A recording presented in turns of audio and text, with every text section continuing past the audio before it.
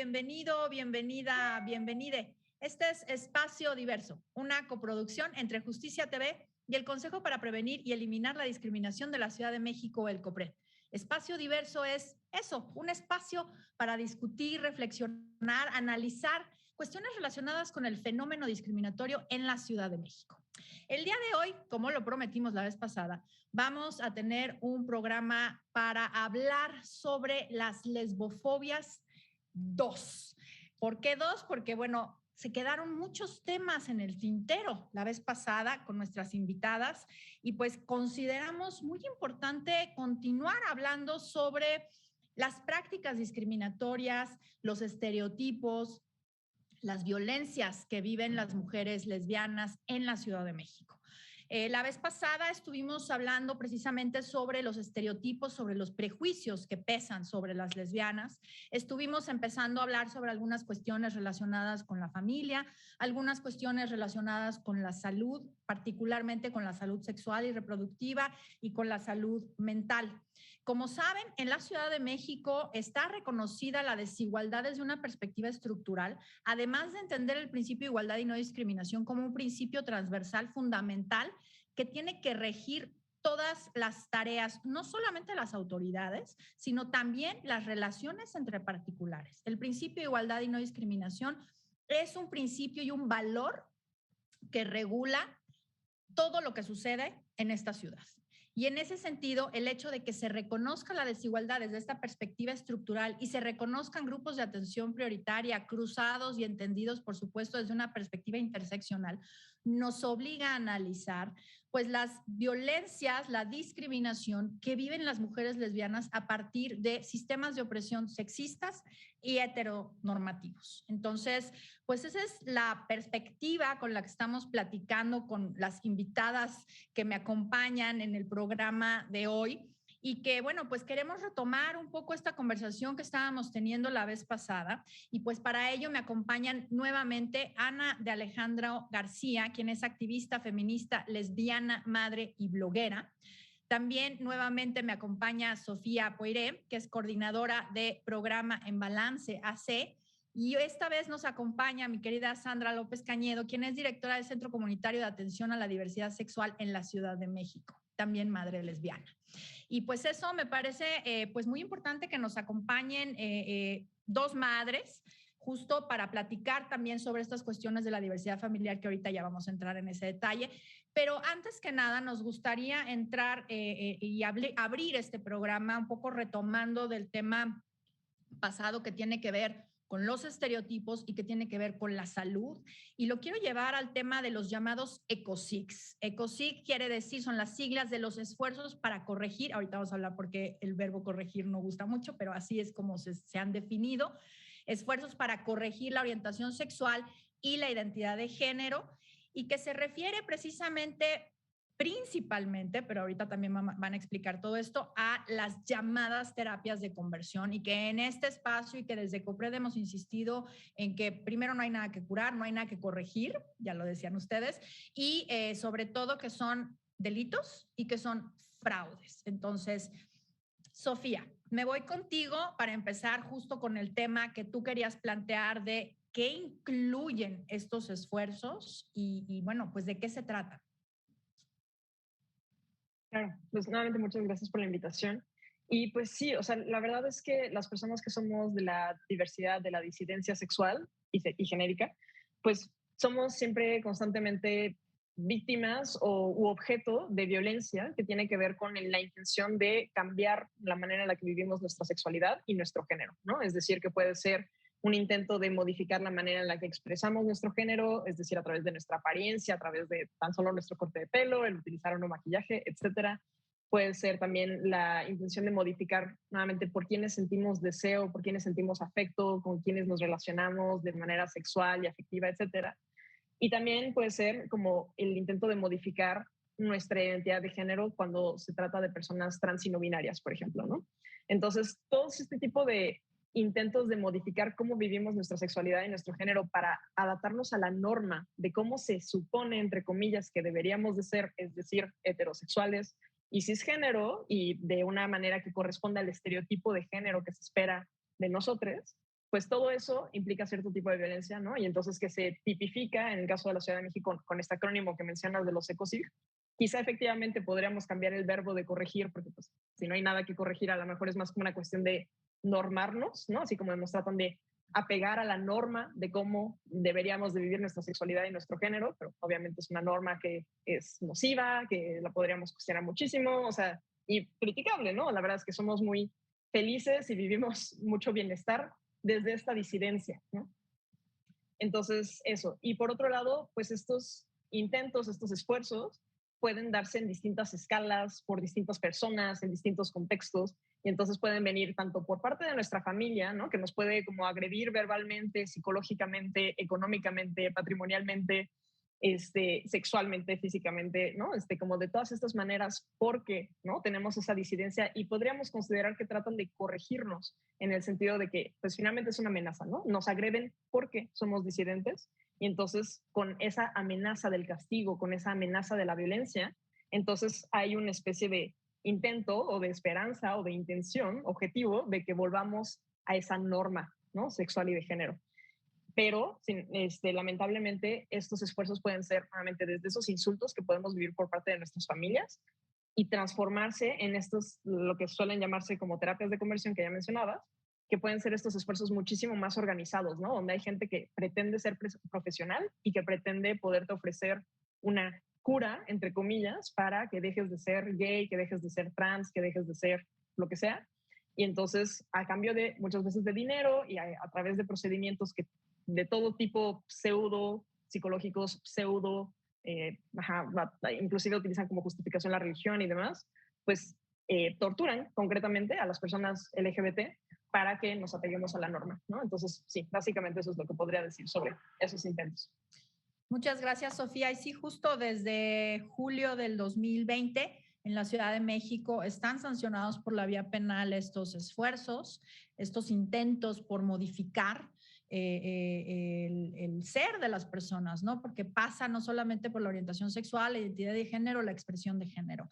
Sandra, también querías hacer algún comentario justamente sobre el tema y el tema de corregir, ¿no? Querías como un poco ahondar en el verbo. Adelante. Gracias, queridas. Pues yo estaba muy de acuerdo con Sofía en el tema de el verbo no es el mejor, tal vez. Precisamente no hay absolutamente nada que corregir. No te puedes esforzar en corregir nada, porque además corregir implica cambiar algo que está mal para hacer que esté bien. Entonces, pues no es que nuestra orientación sexual, nuestra identidad de género, nuestra expresión estén mal. Entonces no puedes corregir algo que no está mal. Entonces por eso el simple hecho de poner un esfuerzo para corregir hace que tal vez haya personas que puedan pensar que sí hay algo inherentemente malo dentro de nuestras formas de vivir, pero bueno, claramente no. Pero en fin, creo que al final del día poner el tema y decir ecocijo, digamos como lo digamos, cumple su función, que es dejar muy claro para la sociedad toda que no se pueden meter con nosotras, con nosotros, con nosotros y con quién somos, con nuestra identidad sexual en general. Y bueno, nada más decir que justamente los matices en los que las mujeres particularmente o las personas gestantes vivimos estos esfuerzos para normarnos pueden ser súper sutiles. Y la cosa es que tenemos, por ejemplo, bueno, voy a hablar ahora desde la red de madres lesbianas en México, porque fue el primer lugar en el que yo vi claramente como los resultados de estas, perdón, torturas y de estas violaciones terribles, porque hay un montón de mujeres que se casaron, tuvieron que casarse porque tenían a la mamá, a la abuelita, al papá, al tío, a todo el mundo diciéndole: te voy a correr de mi casa, te voy a desheredar, te tienes que casar, tienes que darme un nieto, hazle como puedas. Y esa es la sutil. La violenta es directamente mandar al vecino, amigo, sacerdote, pastor, compañero, quien sea, y directamente violar y violar y violar a las mujeres hasta que se embaracen. No tienen ni idea de cuántos niños y niñas tenemos dentro de la red de madres lesbianas en México que son productos de violaciones constantes con el objetivo de que, bueno, si tienes un hijo, ya, se te va a quitar lo lesbiana porque seguramente lo que te faltaban eran hormonas o experiencias o lo que fuera. Y desafortunadamente tenemos pues un montón de chiquitines y chiquitinas productos de estas violaciones que por supuesto ahora son muy llamados, son muy contenidos, que en muchas ocasiones han sido recogidos por las madres no gestantes, tan temprano como en las etapas de gestación, pues, o si no, muy pequeños y pequeñas, y son reconocidos ya como hijos de dos madres o hijas de dos madres, pero es una problemática tremenda. O sea, imagina el trabajo que cuesta recuperarse emocional y psicológicamente de tanta violencia, pues tanta violencia además ejercida por las personas que se supone que estaban ahí para cuidarte. Creo que eso es lo terrible de las ecosigs. Siempre, invariablemente, vienen de personas que tendrían que haber estado a tu cuidado.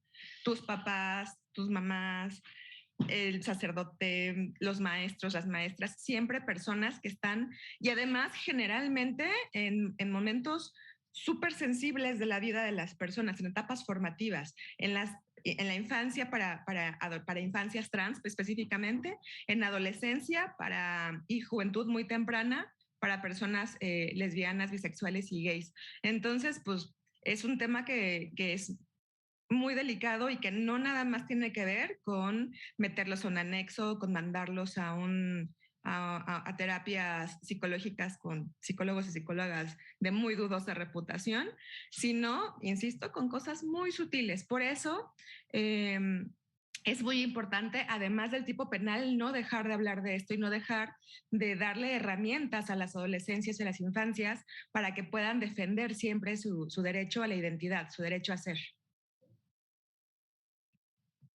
Gracias, Sandra. Qué fuerte eso que nos compartes sobre el tema de lesiges, ¿no? De muchas mujeres que forman parte de la red de madres, porque justo, ¿no? Como estas llamadas terapias, esfuerzos, intentos son violentos y si bien pues se ha dicho por algunas personas que se entiende que sus padres, sus madres lo hacen como un acto de amor, que lo sepan quienes nos están viendo, no ayudan, al contrario, le hacen muchísimo más daño a sus hijos, a sus hijas, a sus hijes, porque precisamente lo que se necesita es respeto, amor, acompañamiento en esos espacios en donde pues es lo que estamos esperando.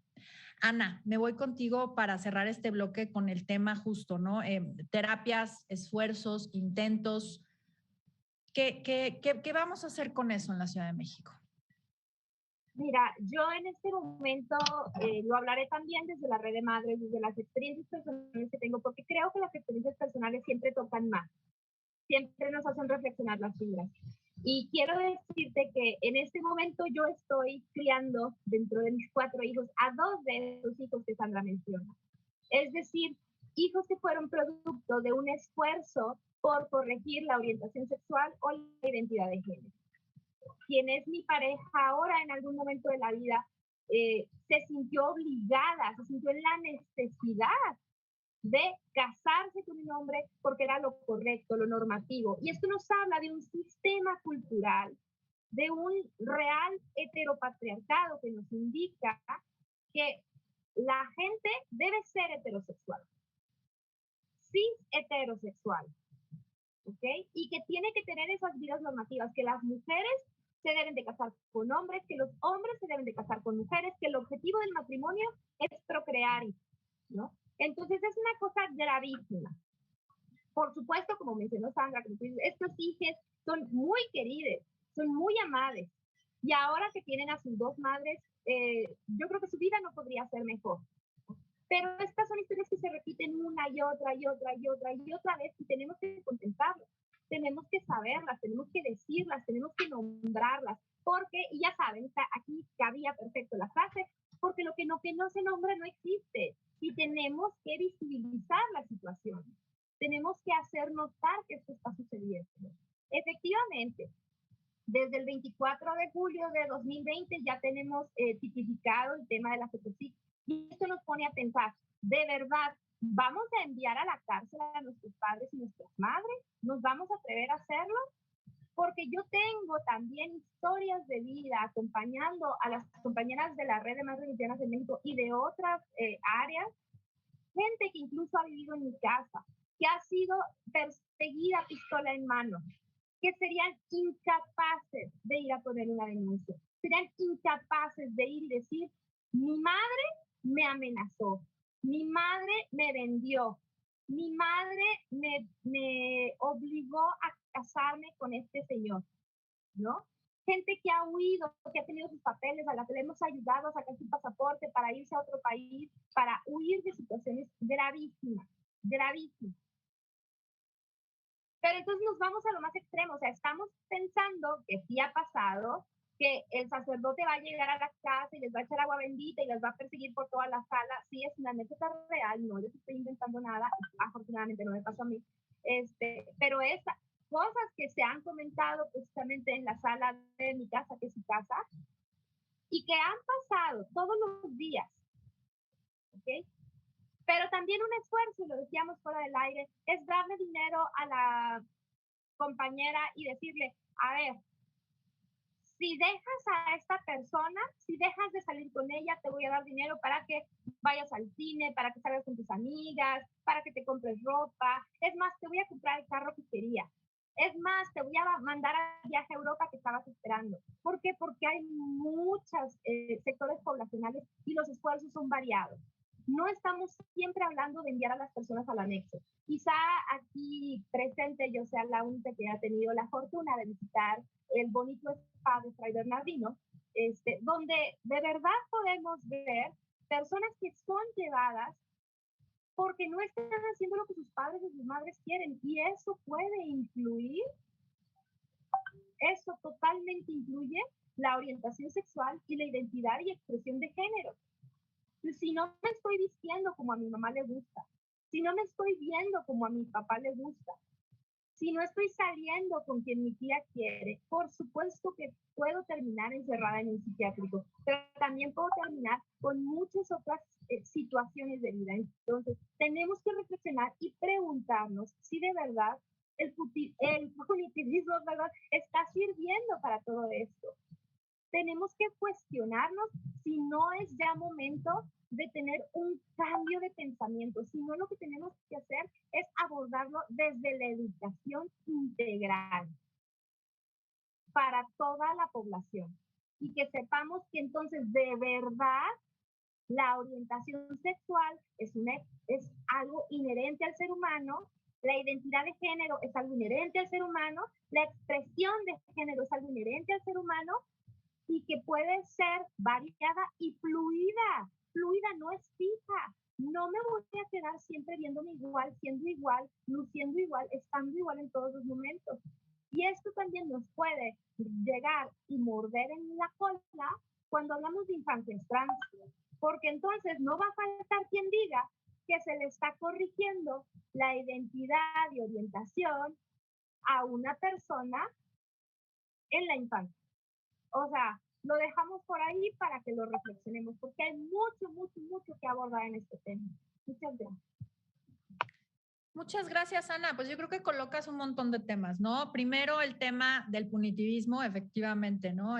Me parece que pues se nos ha demostrado una y otra vez que la vía penal pues no es la vía para generar cambios culturales, que es lo que necesitamos precisamente para evitar, prevenir, eliminar la discriminación y las violencias, ¿no? Entonces, realmente pensar que por esa vía lo vamos a acabar, pues me parece que se nos ha demostrado un montón de veces que no. Y la segunda, el tema que tiene que ver justo con las violencias dentro de la familia, ¿no? Me parece que es muy importante hablar de esto. En este segundo bloque hablaremos sobre eso. Quiero cerrar diciendo y aprovechando que somos un programa que pasa por Justicia TV y quienes nos están viendo, no hay nada que corregir y no hay ninguna terapia, ningún esfuerzo, ningún intento que a mí me vaya a volver lesbiana o que a una mujer lesbiana la vaya a volver heterosexual. O sea, así de fácil. Vamos a hacer un corte. Esto es Espacio Diverso y ahorita regresamos. Pues estamos aquí de vuelta en Espacio Diverso y estamos hablando sobre lesbofobias. Y pues hablábamos en el bloque anterior sobre estos llamados esfuerzos para corregir la orientación sexual y la identidad de género, conocidos como ECOSIX, o en otros espacios como terapias de conversión. Ya estábamos hablando que no solamente contemplan estas terapias que dan pseudo especialistas o en espacios relacionados con algunas religiones, sino que también se refieren a cualquier intento por cambiar, por modificar la manera de ser de una persona, la manera de expresarse, la manera de identificarse, la manera de amar o de desear. Y precisamente estábamos diciendo que el verbo corregir pues no es adecuado porque justo cuando hablamos de corregir algo, pues estamos hablando de que hay un error, ¿no? Pienso como en una goma, ¿no? Que necesita borrar, que necesita cambiar ese error y no hay ningún error, no hay nada que corregir, no hay nada que cambiar porque las orientaciones sexuales, las identidades de género, las expresiones de género son tan diversas como lo es la humanidad. Y en esta plática estábamos hablando justo sobre el tema de las violencias y que muchas veces pues son las propias familias las que pues buscan modificar el ser de las personas. Y justo sobre este tema me gustaría que conversáramos sobre el tema de las violencias y sobre el tema ya de las familias lesbomaternales, que también había algunas precisiones que querían hacer ustedes en estos temas. Entonces, regreso contigo, Sandra, justo sobre el tema de violencias y sobre el tema de familias, lo que nos quisieras aportar sobre ello, tomando un poco la conversación. Claro que sí, Gera. Bueno, de entrada, tenemos que nunca quitarnos de la cabeza que las mujeres lesbianas vivimos constantemente en una lucha. Estamos luchando de entrada contra todo lo externo, precisamente hablando de los esfuerzos que se hacen para normarnos y de, por lo tanto, los hijos de las hijas que pueden nacer productos de estos esfuerzos. También, aunque no lo fuera, podemos ser, como en mi caso, por ejemplo, que yo por orientación sexual soy bisexual y después me asumo como una lesbiana por postura política. Mi hija viene de una relación con un hombre, entonces lo que tenemos, a mí afortunadamente no me pasó, mi familia, tanto mi familia como el padre de mi hija, aceptaron de una manera bastante tranquila que yo me casara con la que es ahora mi esposa desde 14 años, pero encontramos muchísimo en mujeres lesbianas que fueron madres antes, digamos, de asumirse lesbianas, que son perseguidas por sus familias, perdón, por sus familias de origen, o sea, perdón, mamá, papá, tías, las abuelitas y demás, y ellas mismas demandan la custodia de les hijes porque tú estás enferma, claramente no voy a permitir que le des esos ejemplos a nuestros nietos, ¿no? O nuestras nietas. Y también muchas veces el padre hace lo mismo.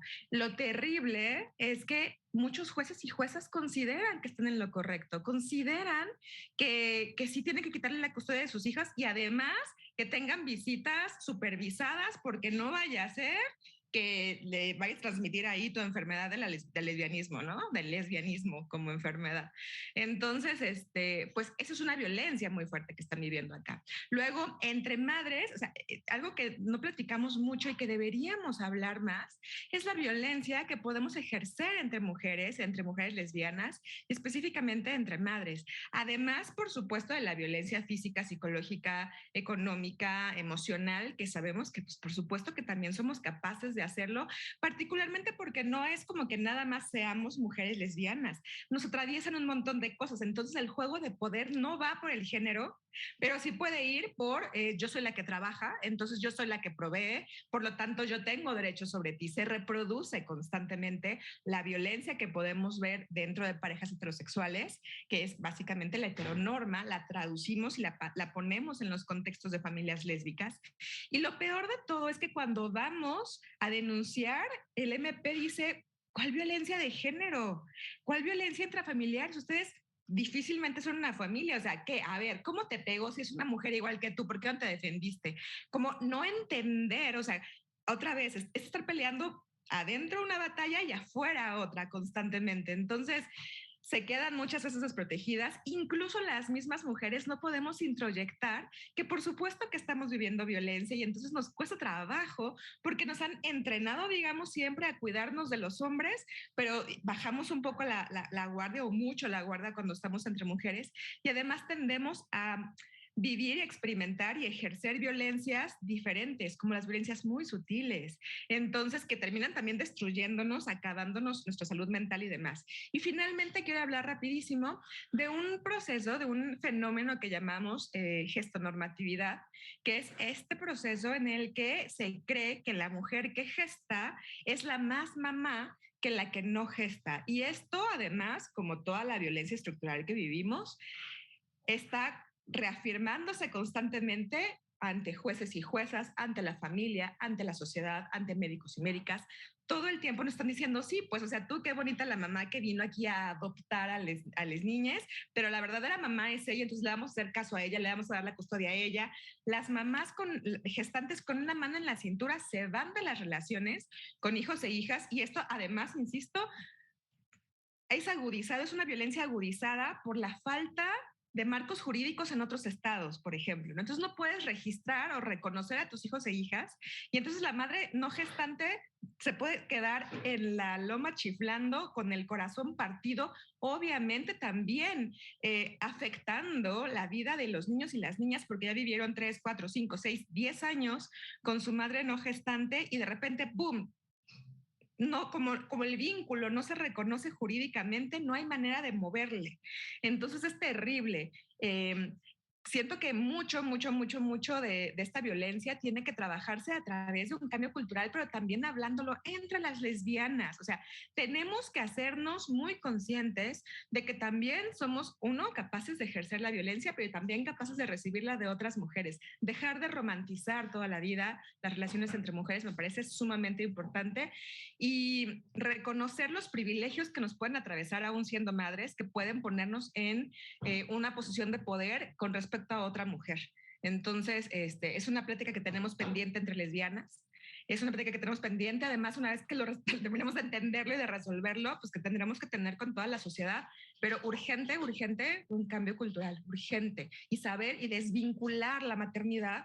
Así como desvinculamos todo lo demás de procesos biológicos, también hay que desvincular la maternidad y hay que empezar a entenderla como una decisión, como un acto de amor que no tiene que ver con si gesto o no gesto, sino que tiene que ver con el amor, con el compromiso y con la forma en la que me invierto con un niño o niña o niñe que está a mi cuidado. Wow, pues son muchos temas, Sandra, que me parece que no, y justo, o sea, visibilizan toda esta problemática que siempre hemos dicho. A ver, se reforma el Código Civil en 2009 para reconocer el matrimonio igualitario, pero ese cachitito y no se revisa todo este código que además decimonónico, ya con miradas heteropatriarcales, cis heteropatriarcales tremendas, que pues nos vienen imponiendo estos estereotipos y estos roles de género, ¿no? A las parejas inclusive heterosexuales. Ahora, pues por supuesto a las familias diversas, homoparentales, lesbomaternales y cualquier otra composición familiar, pues esos estereotipos. Y entonces vienen estos, ¿no? Y entonces, ¿quién la hace de mamá y quién la hace de papá? ¿No? Y justo yo lo digo tal cual porque me acuerdo que se acercó una vez una mujer que tenía una relación lésbica con otra mujer y las dos eran mamás de un hijo que ella había gestado.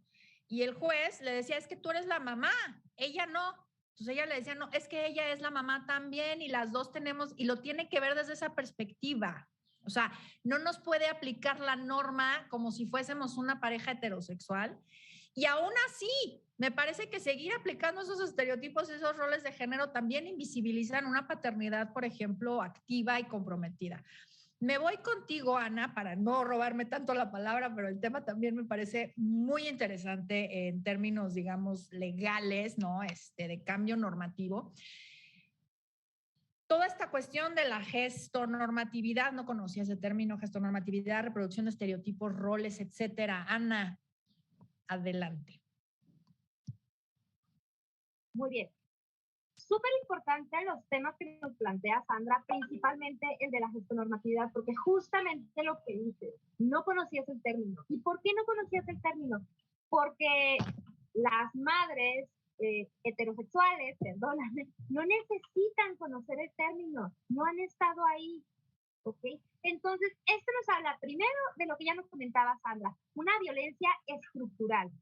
El día de hoy estamos aquí para hablar sobre lesbofobia, ¿ok? Sobre este odio a las lesbianas, sobre esta inexistencia de las lesbianas.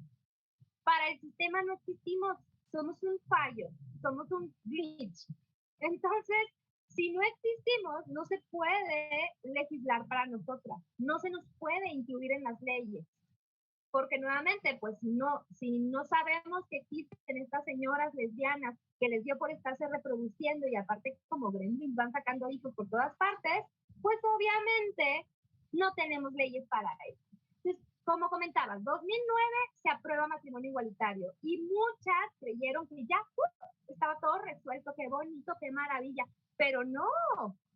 2010 empiezan a organizarse los primeros matrimonios igualitarios y resulta que las letras chiquitas dicen que bueno, que sí se puede la adopción. ¡Ah, qué chido, qué maravilloso! La adopción le viene muy bien a los matrimonios de hombres gays, a las familias homoparentales. Pero nuevamente, lesbofobia, no existimos, por lo tanto, no pensamos en las familias lesbomaternales. Y es bien importante mencionarlo. Nosotras las lesbianas maternamos, tenemos familias lesbomaternales. Así pues, algunas de nosotras ya habíamos tenido hijos, hijas, hijes antes del matrimonio y llevaban únicamente los apellidos de una de las dos madres. Una sola de las dos madres. ¿Cómo hacemos entonces para la filiación de estos hijos, hijas, hijes con la otra madre? Pues, aparte de algunas marchas, algunas peticiones y varias manifestaciones, fue necesario llegar a un litigio estratégico con el registro civil para que se pudiera comenzar a plantear el tema. Ahora, el registro civil, tú no creas que lo dijo así como, mira, no sabía que hacía falta, déjame que los hago. No, bueno hubiera sido que fuera de esa manera tan rápida, tan práctica. No, el registro civil dijo, a ver, a mí compruébame que hay más familias como la tuya que necesitan un reconocimiento de hijos por parte de la otra mamá lesbiana. A mí compruébame que el tema está de moda, pónmelo de moda tú. O sea, ármame un eventito aquí en el patio del registro civil como para que se vea que el tema LGBT sí está vigente. Estamos hablando de 2003. Y mira, como no termino de creerte ni en las 40 y tantas familias que ya me juntaste, ni en la visibilidad que ya me diste, creo que sería bien importante que me armaras un eventito así pequeño con sociedad civil, con académicos, con pues organizaciones también no gubernamentales, y organizaciones de gobierno también que respalden esto que me estás diciendo. O sea, yo necesito que haya gente importante, que me diga que de verdad podemos hacer reconocimiento. Pues bueno, todo esto con el apoyo, auspicio y trabajo de Aleli Ordóñez fue posible. Conseguimos a las familias, armamos el evento para poner el tema de moda e hicimos también el otro evento con todas estas personas importantes que dijeran, oigan, porfa, neta, sí, ya hay que hacer registros lesbomaternales, reconocimientos de hijos e hijas de madres lesbianas. Y fue así como a partir del 20 de agosto de 2013 eso fue posible. Y pues diríamos ya, ¿verdad? Pero efectivamente estamos aquí viviendo en la isla de derecho. Sucede que la violencia estructural no es la única que existe. Tenemos la violencia institucional, la violencia simbólica, la violencia laboral, la violencia intrafamiliar. Cuando hablamos de violencia institucional, es que a nosotras, las madres lesbianas, a las maternidades lésbicas, sobre todo las maternidades lésbicas visibles, nos tienen vigiladas las instituciones. Y no es que yo sea paranoica, o sea, a lo mejor sí soy paranoica, pero como quiera me persiguen. O sea, de verdad están las escuelas vigilando nuestra maternidad. Están las instituciones médicas, los hospitales vigilando que de verdad no estemos haciéndole, no sé, tengan un síndrome de Munchausen o algo así, haciéndole algo a las infancias. Están también Por supuesto, las instituciones religiosas, la institución más grande de todas, la familia, vigilando todo el tiempo qué tipo de maternidad ejercemos. Entonces, no nos dejan respirar, estamos todo el tiempo así, y sucede en la violencia simbólica que no existimos en los medios. Ok, sí, en 2002 estuvo de moda la letra L, The L Word, y sí, salían ahí unas mamás lesbianas. Y de ahí, pues, obviamente fue el boom, a todo el mundo se le ocurrió que con la reproducción asistida se podía, y hubo muchos hijitos y hijitas de madres lesbianas por todas partes. Así empieza la historia. Pero en cada una de las entidades de nuestro país se seguía creyendo que cada una era la única madre lesbiana en el mundo entero. Violencia simbólica, no nos veíamos unas a otras. Por eso es que creamos la red de madres lesbianas en México, para irnos conociendo, vinculando, sabiendo que estamos ahí unas con otras, ¿ok? Y en este no saber que existen, justo a mí me pasó, yo lo viví, estando en Monterrey teníamos Comales, la comunidad de madres lesbianas, Comales para las tortillas, en la que varias compañeras vivieron casos como los que mencionó Sandra. O sea, una de ellas divorciada del señor, en cuanto el señor se entera que la señora es lesbiana y está con otra mujer, va y le quita los hijos y el juez dice, tienes dos. Otro caso, la mujer es lesbiana, lleva años siendo lesbiana, está con su pareja, juntas planean este hijo, se embarazan de una amistad. Entonces la mamá dice, no, mi hija no puede estar creando un hijo así, y va y se lo quita, dice por medio y todo a favor de la señora. Esto en Nuevo León. Yo decía, no puede ser posible, no puede ser posible. Esto seguramente en Ciudad de México no pasa. Fue por eso que me vine para acá. Y ver que aquí también pasa, en la Isla de Derechos también pasa, es de verdad te explota la cabeza. Yo te estoy hablando de 2009. O sea, han pasado ya 14 años, bueno, 13 años, y estas cosas siguen sucediendo también aquí y en todas partes, y no hay, parece que no hay forma de pararlo. Entonces tenemos unos casos muy fuertes ahorita sucediendo en Jalisco principalmente. Jalisco, que va de avanzada con infancias trans y con otros temas, no reconoce a las familias maternales, y está terrible, está terrible. Y eso, bueno, o sea, yo ya no me voy a extender mucho porque ya me robé el tiempo ajeno también. Está la violencia laboral, en la cual la madre no gestante no es reconocida, no se le dan los días, cuando le va bien la tratan como un padre, etcétera. También yo lo viví personalmente cuando el reconocimiento de mis hijos, yo fui una de esas personas a las que el registrador le preguntó, ¿y quién es la mamá? ¿Cuál es más mamá? ¿De qué cuerpo salieron esos hijos? Esa es la gestonormatividad. Cuando la gente te está preguntando ¿de qué cuerpo salieron esos hijos? Eso no se lo preguntas a una madre heterosexual que acaba de adoptar un hijo, una hija, un hijo. No, asumes que madre solo hay una, aunque sea la adoptiva, porque siempre vamos a tener el aunque de los biologicismos en esto. Entonces tenemos mucho que pensar, mucho que ahondar. Y pues por supuesto que en este mundo de invisibilidad está terrible y muy difícil hablar de la violencia intrafamiliar, porque ¿cómo vamos a hablar de que entre lesbianas también nos violentamos si tenemos miedo de todo lo que puede pasar? O sea, si yo le digo a alguien que mi esposa, que mi novia, que mi compañera de vida me está golpeando, me quitan a los hijos, me dicen que estoy loca, me dicen que me pasa porque yo quiero, porque soy lesbiana, porque quiero. Entonces yo tengo la culpa de las propias violencias que vivo. Gracias. Al contrario, Ana, gracias, ¿no? Y es muy importante justo, ¿no? Bueno, ahondar en esta perspectiva. Y todo el tiempo estaba yo pensando en el caso, pues, paradigmático en la región de Karen Atala, que es justo eso, ¿no? Una mujer que primero estaba en una relación heterosexual, con un hombre, tienen hijos, hijas, y después se separan, ella tiene una relación homosexual, lesbiana, pues, con una mujer, y le quitan a las niñas porque, pues, esta idea, ¿no? ¿Cómo es posible que las niñas vayan a crecer viendo ese ejemplo, ¿no? Y me parece, pues, ese es el ejemplo, digamos, en términos judiciales, en términos de precedente de estos casos que pones. Sofía, vamos a hacer una pausa y regreso contigo justo para retomar un poco este tema y pues en el último bloque pues que platiquemos un poco pues el cambio cultural que necesitamos hacer, hacia dónde tenemos que ir, además de la visibilización, porque creo que eso ha sido el hilo conductor de esta conversación. No le cambien, estamos en Espacio Diverso y ahorita regresamos.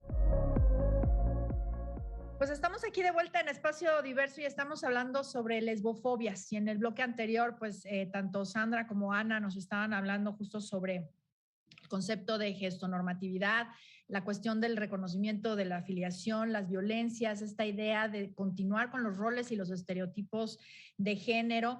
Y bueno, pues me gustaría retomar contigo, Sofía, un poco de lo que han compartido tanto Sandra como Ana. Y quizá sería interesante hablar contigo sobre el tema quizá de dejar de romantizar las relaciones, hablar un poco sobre la composición familiar lésbica, no lesbomaternal, sino lésbica en general, etcétera. Entonces, te paso la palabra para este último bloque.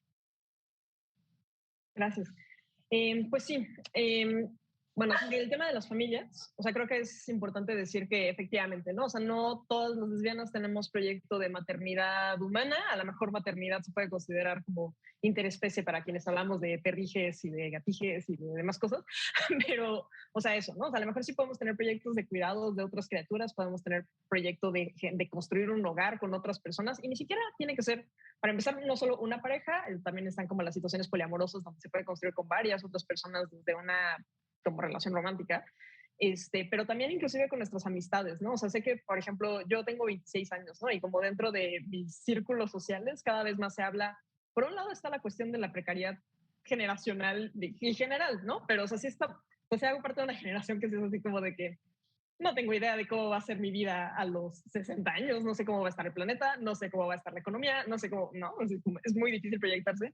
Sabemos que muchas personas de nosotros no vamos a llegar a tener como un retiro o pensión, ¿no? Entonces como que si estamos pensando, o sea, construir una familia en este contexto, sí puede ser como pues igual y no voy a tener hijos que me vayan a mantener, no es por supuesto lo que deberían, no es su función en este mundo, ¿verdad? Pero pues muchas veces se piensan las familias así, ¿no? Así como de la próxima generación me va a mantener a mí.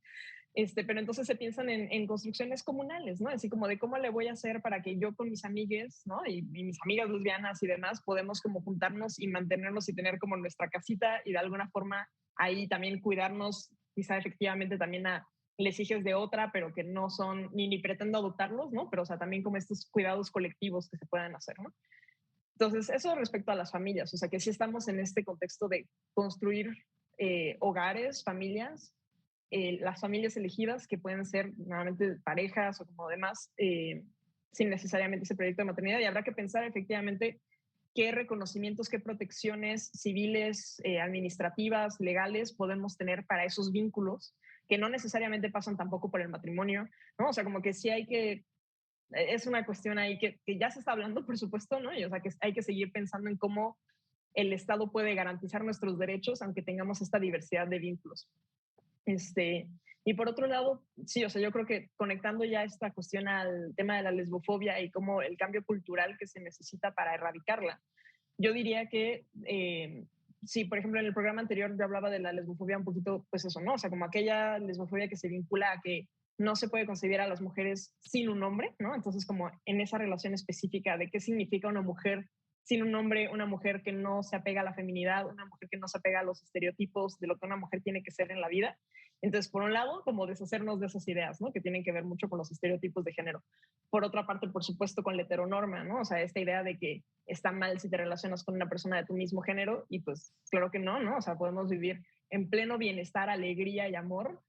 Ahora sí, también sí, haciendo el punto de que tampoco efectivamente hay que considerar que dejamos de ser seres humanos por estarnos relacionando con otras mujeres, ¿no? O sea, tenemos nuestros propios historiales de violencia que podemos reproducir de diversas maneras y finalmente necesitamos también muchas herramientas para relacionarnos de manera responsable con otras personas, con cuidados y con, efectivamente, ¿no? Las herramientas de comunicación para generar acuerdos y para eso, no caer en todas las problemáticas que ya comentaban Ana y Sandra, ¿no? De que se pueden dar, por ejemplo, entre parejas de mujeres que comparten hijos y demás. Entonces eso, y por último, también la cuestión, sin duda, de la expresión de género, ¿no? O sea, como este asunto de lo que tiene que ver con lo que podríamos llamar la lenchitud, ser machorras, tortilleras, etcétera, que tiene que ver con las mujeres o las personas que somos asignadas mujeres al nacer, pero que no somos femeninas, ¿no? Y entonces también darnos ese espacio de eso, que podemos tener fluir dentro de nuestra expresión de género, también desde nuestra identidad de género, por supuesto. Entonces, la educación integral en sexualidad, como ya lo planteaba Ana, para mí es como la piedra angular, no limitarlo a los espacios escolares, porque hay población que no está escolarizada, aunque también sean infancias y adolescencias.